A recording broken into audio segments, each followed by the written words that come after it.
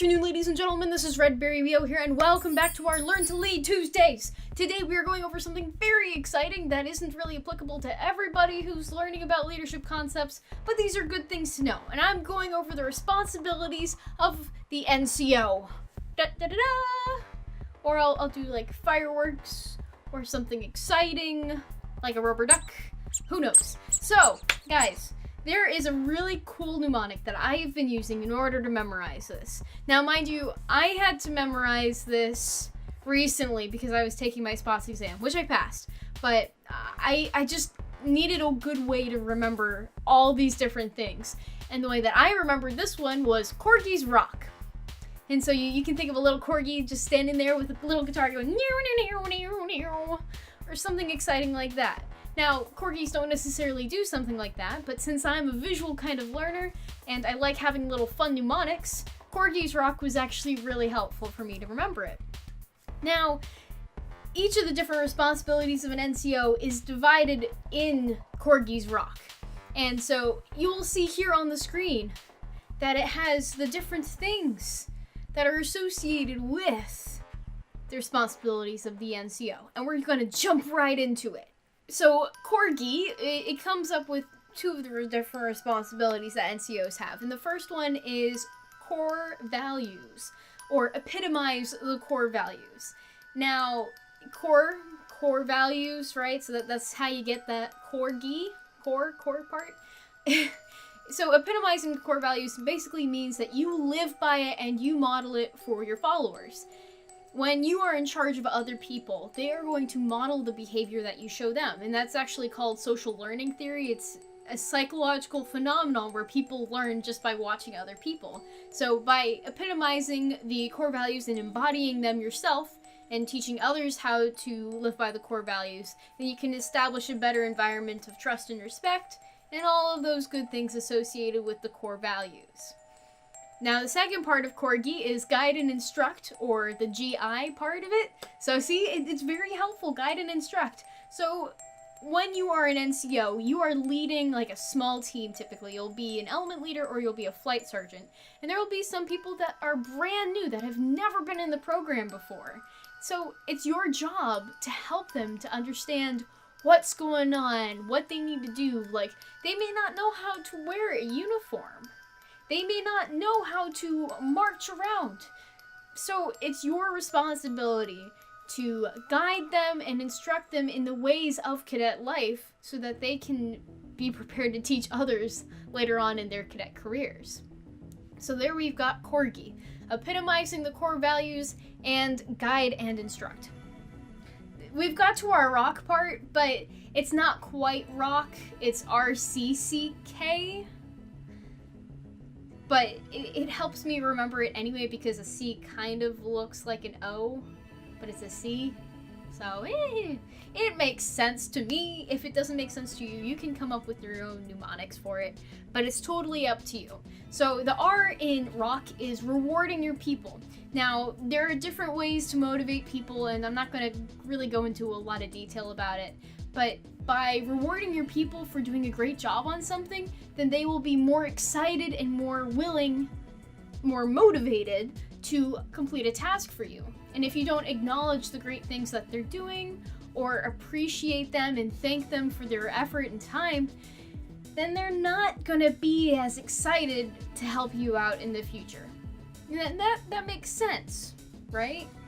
If you do a really, really great job making this beautiful birthday cake for someone, and you're like, oh, look at this beautiful cake that I made you. I did swirls and I made vanilla and chocolate just like you wanted it. And then the person's like, thanks. And they don't really appreciate all that time and effort that you put into it. Or they're like, it doesn't even taste good. It's so dry. Then you're going to be less likely to make them a birthday cake in the future. See? So it works in all scenarios. Now, we're moving on to the first C in the two C's.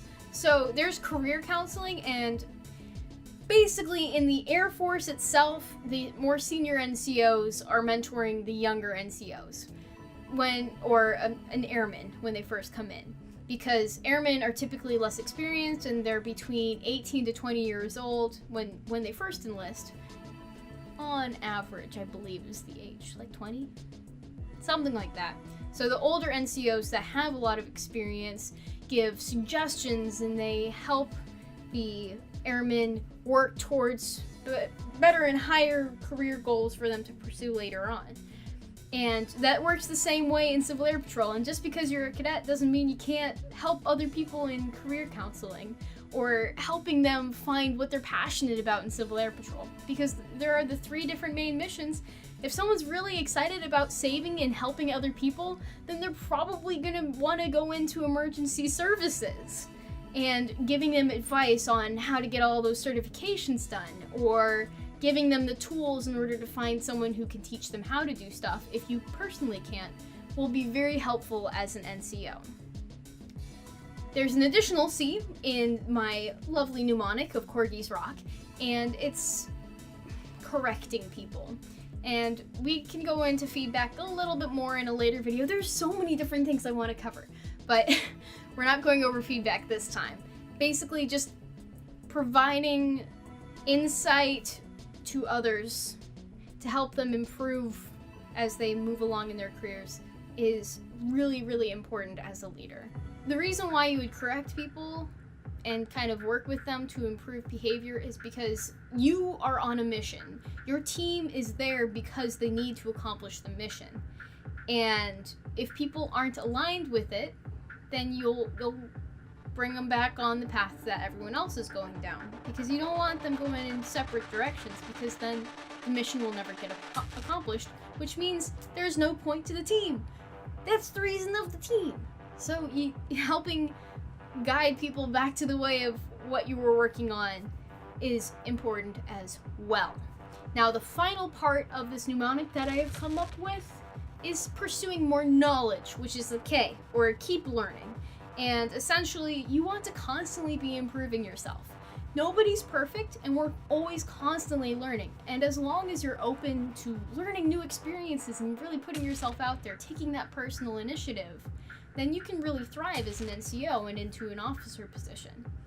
So, let us review and wrap it up in a nice little bow. See? A nice bow right here. Corgis Rock. So it's epitomize the core values, guide and instruct, reward your people, give them career counseling, correct them, and keep learning. Now, you don't necessarily have to do all of these things, but as an NCO, it is important that you try to constantly engage with your people and improving yourself. As long as you keep on trying to do all of those things, you don't have to be perfect at it, just do your best. And I wish you the best of luck. If you have any questions for me about anything that I discussed today, like any of my mnemonics, which I have like 20 or 30 of them for the Learn to Lead books, then feel free to check out some of my other videos or ask me in the comments down below of any suggestions for other leadership concepts. If there's something that I haven't gone over in these videos that you would like to see, since you've made it to the end of this one, you're obviously interested in some of the stuff that I'm going over. So I would love to hear your thoughts in the comments section down below. It's down there, so go check it out. I may have a comment pinned like, what are your ideas for the next video? Because there are so many different topics that I want to cover, and at this point I'm just covering the ones that I feel like people might consider to be relevant to what they're doing right now.